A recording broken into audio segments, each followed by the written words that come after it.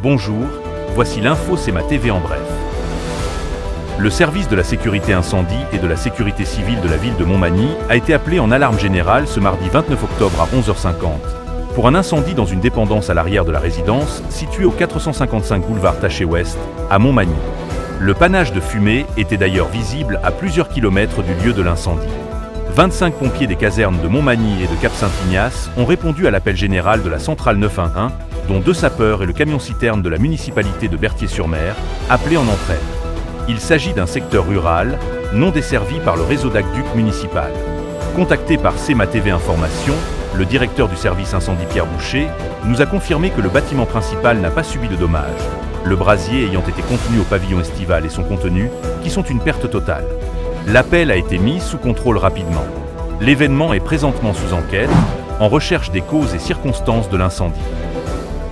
Plus de 10 000 personnes s'étaient donné rendez-vous pour participer à la 18e édition de l'Halloween à la Pocatière, qui s'est terminée par une magnifique soirée sur la 4e avenue Pinchot, samedi soir dernier.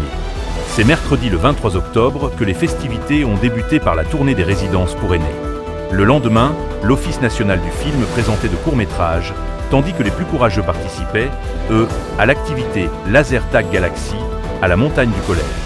Le samedi, les festivités de la journée offraient du maquillage, livres en fête, jeux gonflables, murs d'escalade, maisons hantées et un voyage dans l'univers dans le planétarium d'Aster et se terminant sur la 4e avenue Pinchot avec de nombreuses activités.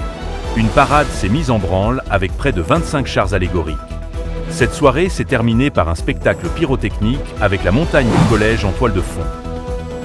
Afin de souligner le travail exceptionnel des exploitants de terrains de camping, Camping Québec, l'association des terrains de camping du Québec, a procédé le 26 octobre dernier, à l'hôtel Sheraton de Saint-Hyacinthe, à la remise de ses 27e prix de l'excellence, distinction, visant à honorer les terrains de camping qui contribuent à l'avancement et au rayonnement de l'industrie du camping au Québec.